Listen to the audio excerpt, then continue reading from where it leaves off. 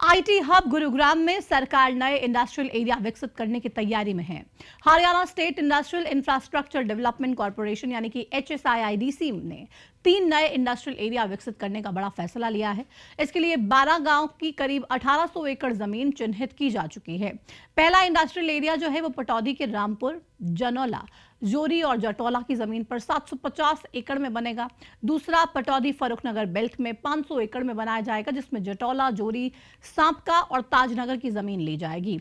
तीसरा industrial area Farrukhnagar Harsaru में प्रस्तावित है, जो बाबरा, बाकीपुर, ख्वासपुर, पतली, हाजीपुर और धाना गांव की 550 एकड़ जमीन पर बनेगा।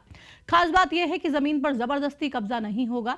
जो जमीन मालिक ई भूमि पोर्टल पर बेचने की इच्छा जताएंगे, उन्हीं से ही नेगोशिएशंस के आधार पर इस जमीन को खरीदा जाएगा। सिर्फ यही नहीं, भविष्य की प्लानिंग में गुरुग्राम के 36 गांव से 17,358 एकड़ जमीन खरीदने का रोड मैप भी तैयार कर लिया गया है। अगर ये योजना जमीन पर उतरती है तो गुरुग्राम नया इंडस्ट्रियल हब बनेगा, जहां रोजगार, इन्वेस्टमेंट और डेवलपमेंट तीनों की रफ्तार तेज होगी।